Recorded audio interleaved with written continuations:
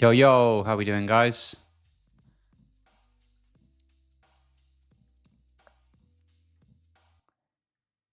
Let's have a look, see. Hello, how we doing? I haven't even got a thing up so I can see who's in the chat. That was silly. 1 second, let me amend that.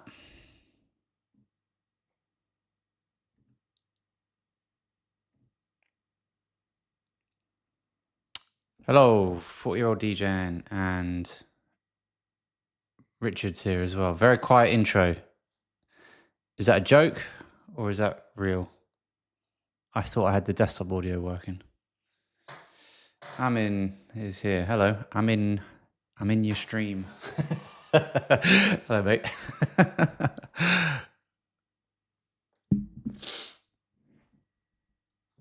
What's good, guys? Was that a joke, Richard? Or was the sound really not working?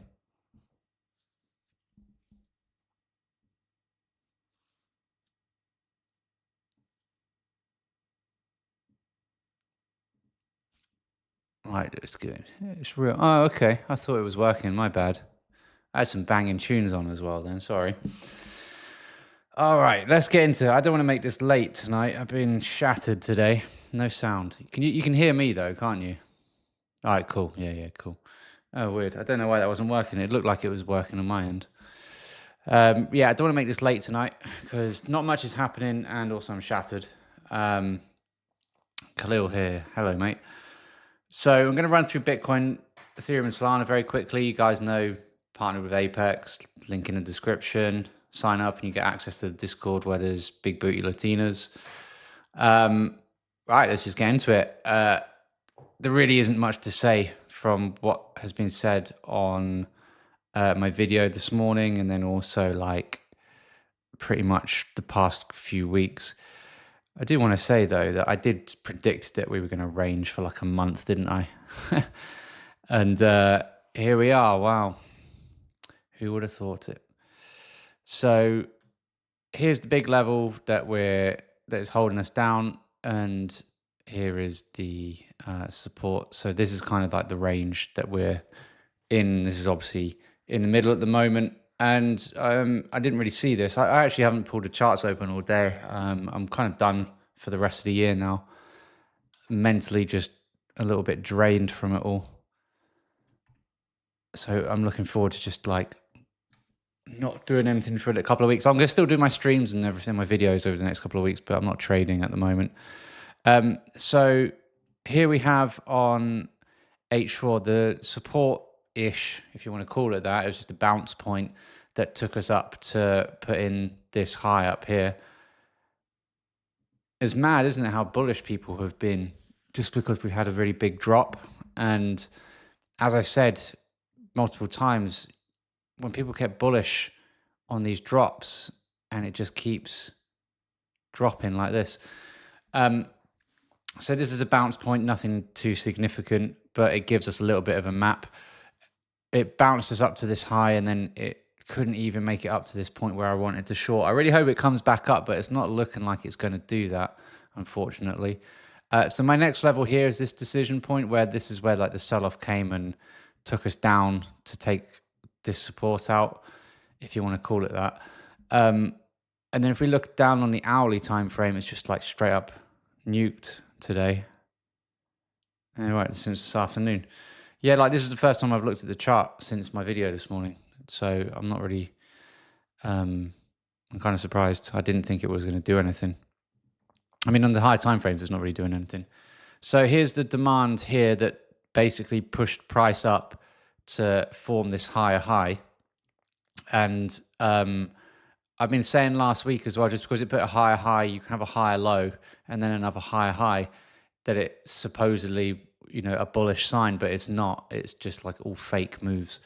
And it's really key that you're able to differentiate between what is a higher low and higher high in context of an uptrend versus like what we've got here in a choppy market in a range. So this is a somewhat key level. It's the most key level I can find on this chart, and it's now been broken. So if we jump down to M15, we finally got like a little bit of movement, which is nice because it has been really boring. If I see something really clear, I will trade, just for the record. But I'm not actively looking for anything. So we have this range that has now started to form on the base of that support. So what you'd be looking for is some signs that is going to break down and look for a continuation to the downside, or it could come back to the end of this little chain here, which is where the sell-off continued to push and break this support, and it's also kind of in between these two levels. So this is kind of what I was talking about last week about the price action zone. You've got your paths here. You see, so this is kind of in the middle of nowhere. It breaks this one and then comes to the extreme of the other. So here's your price action zone that it rips through. So it's if it comes up here and anything sort of starts looking exhausted, I'll look for a range breakdown to continue this move down, because I still think it's going down. But it could just keep nuking and just looking super heavy as it's been doing. Like, we have a bit of a range here, right? And you can see it, I mean, it's not great, but it starts breaking down, tries to push up, wicks, and then shoots back down below the range, but then ultimately just nukes. So you could look for some heavy price action, but on the M15 time frame, you've got a really nice level here. And I think this is just basically going to form for the rest of the day. And it might be tomorrow that we get something that looks vaguely like a trade setup. But at the moment, it's just in building mode. It's given us a signal that it wants to go down. Not like we had enough of those already, but very much in the middle of a wider range. And usually it's going to then move to the extremes. So in this instance, yeah, I'd just be waiting for it to go sideways and then look to continue out down to that 81K low. Ultimately, I don't think this would break this low first time. Usually what I'd see is like a bounce and then a lower high, and then it maybe comes up to here or something and then drops through. It's well, it's not rare, but it's more common that these lows bounce price rather than just like completely nuke first time, particularly after it's been ranging for a good period of time. So I'm just waiting for that basically. I'd like to see it come down here. But at this point here is where we can look to get a continuation. So yeah, that's Bitcoin. Like I said, I'm just going to whiz through these because I do want to keep it a quick one tonight. And there really isn't much to go off. So we have this big decision point on Ethereum now. We're on H4. And this is where it kind of broke that support here. And then further to the left, we have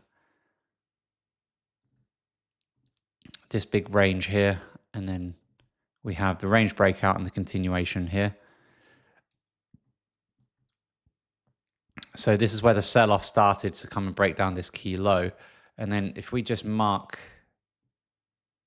what I would consider the base of this level, this was a fake out. So I wouldn't mark this, but this was the original level here, about 2,300. So I think any move to the downside in Ethereum is destined for like 23, 2,400. It's just whether we can get into it or not, and whether it's just going to collapse. Anyway, so that's the map on this. And then we have a pretty clear supply zone at this point, which may get retested if it comes down something like that. But the way that it's moving, it's not really clean, is it? So I really can't say. If it was moving nicely the way this is, and you can predict the retraces a little bit more, like this one here, into that level. But because it's just choppy and then choppy and then choppy and then it's really kind of weird. But the volume is not in the market. I have no reason to be bullish. And then here is kind of where the buying continues and then forms this decision point to come and test these highs, gets retested, breaks, makes it high, and then has now broken it. So similar to Bitcoin in that it's starting to break down, but there's nothing really clean. We have to go all the way down to M15 to find a range. There's sort of one oops. Let me just zoom in. It's sort of a range here, but it's just completely nuking. So I would wait for it to come up and then start doing a rangy thing and then look to continue from that point. May get that tomorrow. It would be quite an aggressive trade, and it's tough to say that it will continue because it has, it could just do this over here, like, and it'll go sideways again and then fake up. It's really hard to tell at the moment, but there is some context in the market. There is a little bit of information that is given us that it can find ranges and then break down from. So we can still trade it. It's just that it's going to be hard to do so because every breakdown like this ends up, it could go sideways and do nothing and then rip up. Like, I really wouldn't put it past that. And then it comes back down. So you have to kind of be careful of that. That's one thing to consider if you're trading at the moment. But ultimately, this is not really anything key, and this is not anything really key. They're just retrace points on what has been a very strong downtrend. So I expect these two levels will get broken through, and that would be your target. But again, I don't know if it's going to do that and then just completely rip down to it, or it's going to fuck around for another couple of months and then go down. So this is why I'm just kind of a little bit fatigued with the market overall, just from trading this year.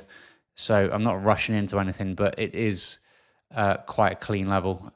If it pushes all the way back up here, then this would be what I would consider a dream scenario at that point, and then short it from there. So I don't know what your guys' appetite for trading at the moment is, or for your risk in this market, but it's been a bit of a breakdown, hasn't it, and shown its intent. And for Solana, this is all the way back at the bottom of that range.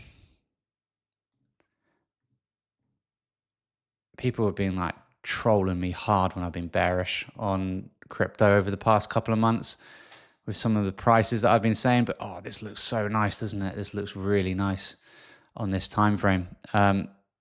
So we have this MPL, max pain level of this demand, and you can see that range, and it's now looking like breaking it down. So even on this time frame, like it could break down, and if it comes back up into the range and then loses it, you've got a really nice short on the daily time frame. And I would honestly, I'd trade it down to like $50. I think it's going down there. If you can get it in on the lower time frames, like on the medium time frames, H1, H2, that'd be great. But again, I'm not really sure. I've said that the next test of this, demand zone is most likely to break, maybe whether this one or like the next one, because it could still come back up but not high, and then break it. But this looks toast, doesn't it? And we've been shorting it in the Discord for a couple of months now, and it's been really nice. So this would be what I would classify as the decision point to come and break this ultimately, if I'm to wake up tomorrow and it's broken. But I'm just going to refine this a little bit. So it looks a little bit cleaner. So because it got taken out, right? In terms of my target though, 125, when we took that short, or all these shorts, I said if it gets 170 on this, when it was down here, if it gets 170, short it down to 125. And if you did, and you didn't close your trade, you'd be sitting there for a month, right? Just on this range. So I'm glad we closed out 125. That was a really, really good trade. So here now we've just got straight up everything nuking. And then, as I was saying, down to like $50 would be my target. And if you remember what I've been saying on previous streams about chains, if you follow the chains, right, we'll do it. So it makes most sense. So you have this big support zone. This is that bounce point which took price up to this high, but that high was a lower high. So that would be the next big target, and that's at like 98, 99. But then that's a reaction to this level here, and this is where the buying took place to put in this high, but it's all kind of within that level. If you're going to be one of those crypto guys that puts like a $50 million range, as some of them do and have millions of followers, But this is all a reaction to the left here, which is this level. I lost my little bits here. Oh, there we go. It's a reaction to that level, which is a reaction to the bit on the left, which is all down here, right? And then the next clear bit of space that we have is between $50 and $46. That's like, this level here has been propping up the market for best part 2 years. And as I say always, things return to sender.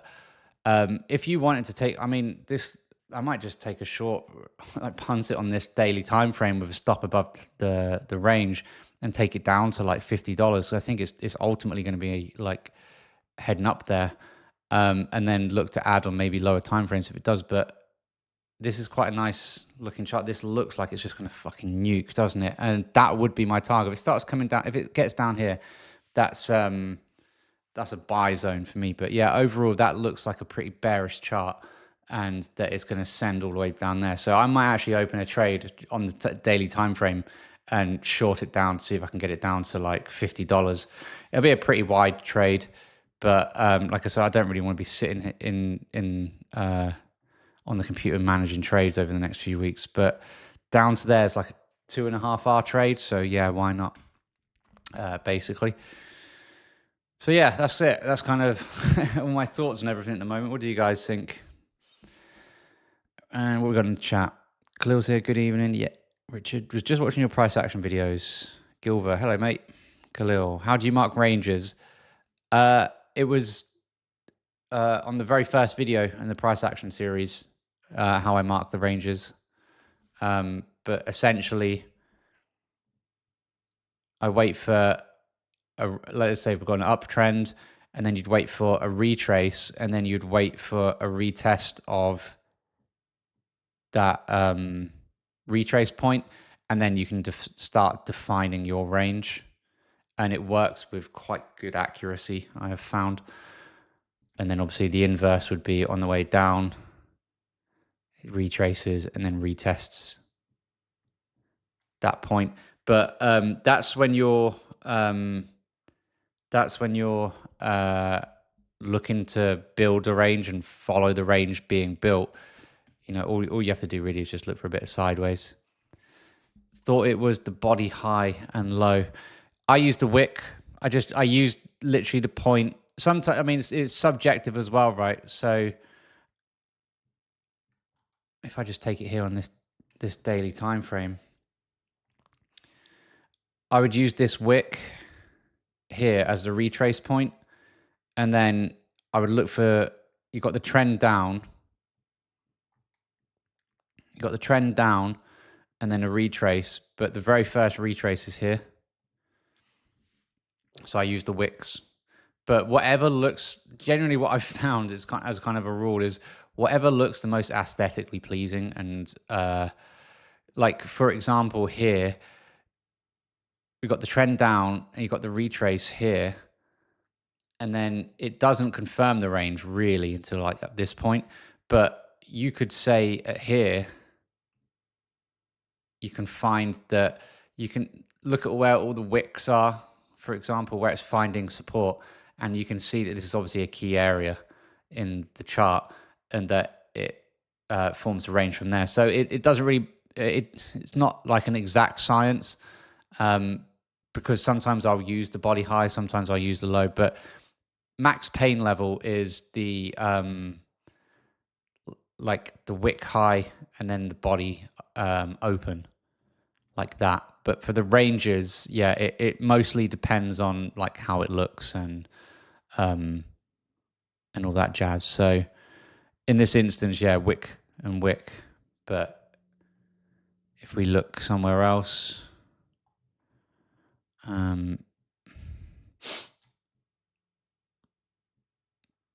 like here, trend down, retrace high as a wick, and then the retrace point is that low there. There's your range. Here, let's see if I can get, when's that? 23rd of June. I don't know if I can have that. Yeah, okay.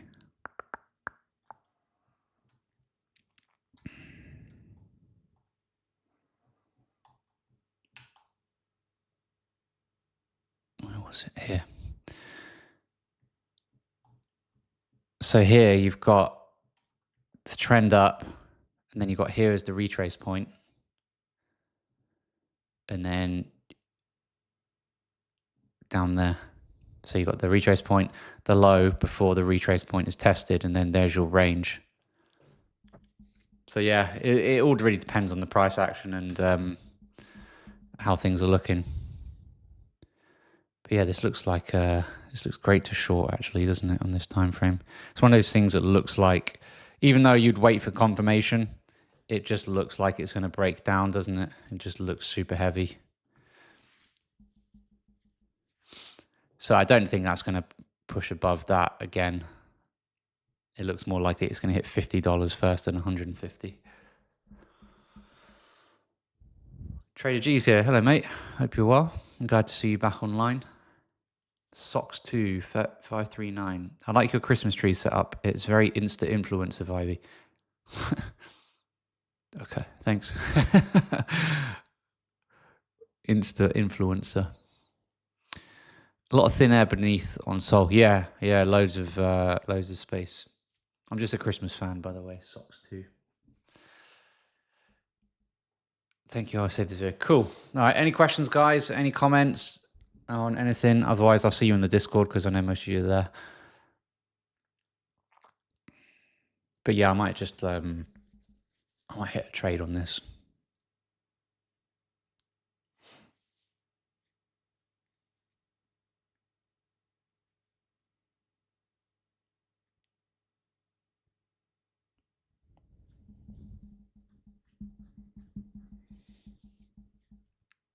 Cool. Cheers, Richard. Have a great evening too, mate. Sorry for keeping it short and not having as much to say as in previous weeks. This has been 6 months in a row now, every single Monday. Every single Monday. For the past 6 months I've been doing this. I'm in. ES has an SR level at 6,800. I think we cook if we lose that level. ES. What's ES? It's going to be some sort of equity, but ES, or is it? What's the ticker? So you don't use exo charts, etc., just pure price action. Yeah, just pure price action, nothing else. Candlesticks and vibes.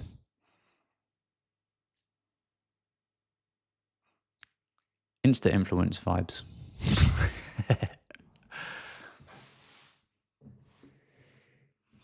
I should know ES. It's oil, right? It's not oil. It's not. Why would I say oil? ES.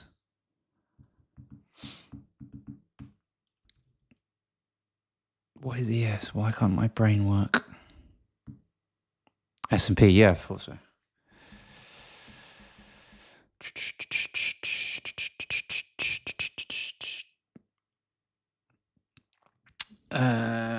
What is the best ticker for this on TradingView? Yeah, that's it. Thank you. Yeah, ES equals SPO. My brain wasn't working. I haven't heard it called that for ages because I don't bother with it. S&P 500. I can't remember what would be a good chart.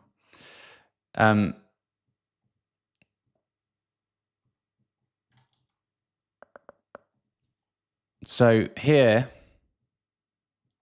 you have a big trend up, and then you've got the retrace point here, and then you've got the high there. So you can kind of make sense of this range.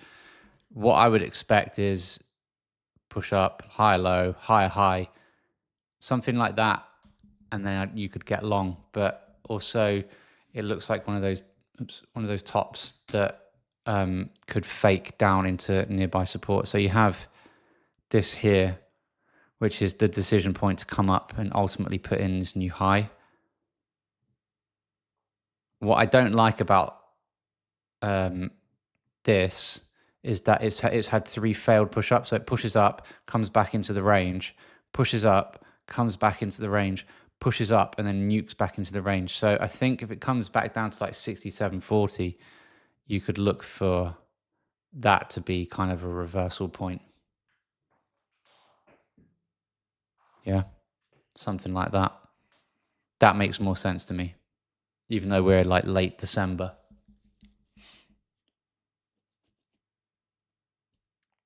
ES is the futures name for it, isn't it?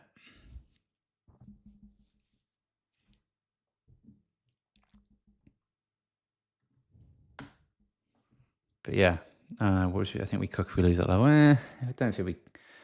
I don't know.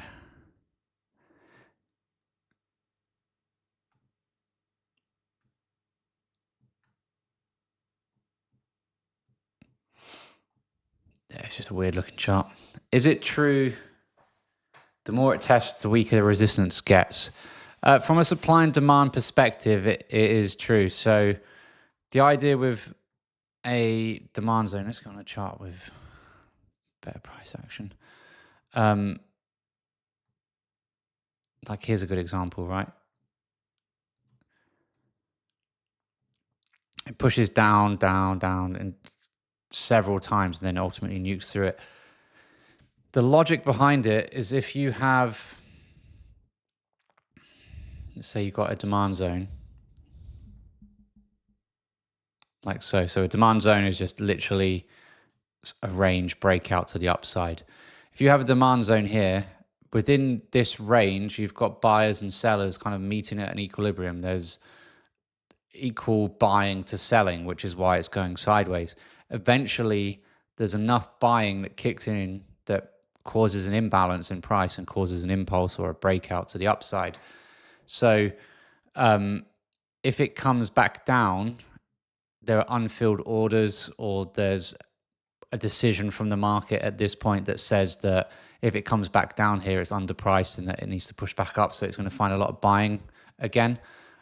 So you're kind of riding on the coattails of larger institutions who are moving the market, and they leave their imprints on the market to say that this is where we're buying because they can't hide this kind of stuff, right? That's kind of the logic behind it. I did explain this. Yeah, I'm sure you've probably seen this in the video as well, right? Which is maybe where you got the question from. But ultimately, if you've got, say, 10 million of buy orders that causes price from this point to push out, and there was no selling resistance, and only 5 million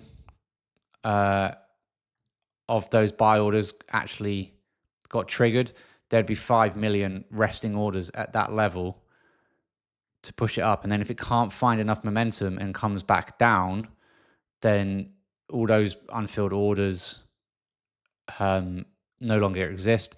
You might get another bounce, but then it's going to start tapping away at any other orders because they can't, the people that are trying to push this higher can't find the momentum from other buyers, and ultimately it sinks through it. So that's kind of the logic behind it. I don't know whether that's true or not, but it makes the most sense to me when I look at the markets.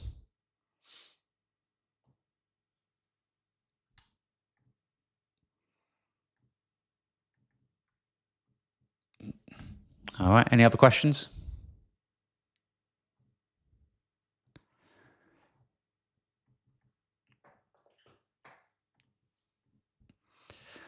So inverted Sol just looks like it's going to break out, right? To the upside. This looks super bullish on the inverted. No, don't be sorry for the questions. This is what we're here for. It's what I do these for, mate. So it's great. The more questions, the better, because it makes the stream more interesting. So don't ever apologize for that, mate. I appreciate you being here and asking. Truly. But does that make sense? Does that answer the question? There's a video in the Discord called First Time Back and Fresh Orders, and it explains it a little bit more in detail, where basically if you if we look at this, let's take this as an example. This is actually quite clear. So here's the demand zone for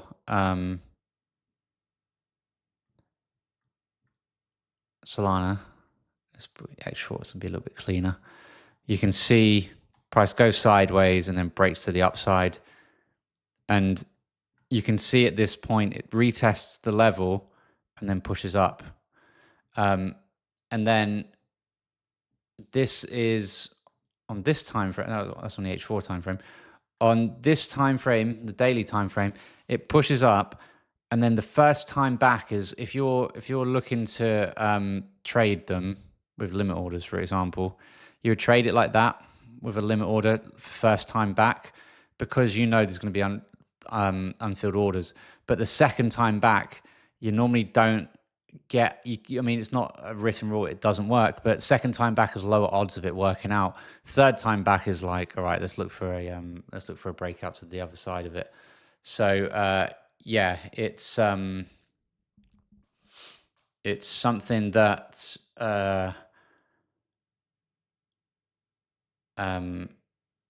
you do need to pay attention to, for sure. Fresh orders and first time back. If it comes a second time back, then I'm looking for more like this situation. It's one of those things where people say, "Oh, you can't short support and you can't long resistance." Well, you can if the rest of the context of the chart makes sense. So if you've been tapping a level 3 or 4 times and you can, like a support level, you can start looking for shorts on it and looking for it to break. And this is a perfect instance of that. So you got second time back, bounce, third time back, bounce, fourth time back now at these lows, and it looks like it's going to break through. And I think on the other videos I did say this, like at the next fourth time back to this level, it should not survive. All right, but yeah, I'm going to cut it now. 8:30. I've got another video to film for my Vlogmas series, which I want to get out. And I don't know how long it's going to take to film, so I'm going to get cracking with that. You're practicing marking out the ranges all day and work. Nice one. Yeah, it's good. It will keep doing that. It's exactly what you need to do to get familiar with it. But really, just they should stand out and be quite obvious, and they will be after a certain point. Don't overcook it, because when they're obvious, they're obvious. All right, guys, take care, and I'll speak to you when I speak to you all. And have a good evening, and I'll speak to you probably tomorrow if you guys are in the Discord. If not, join the Discord by signing up to Apex in the description. Cheers, man.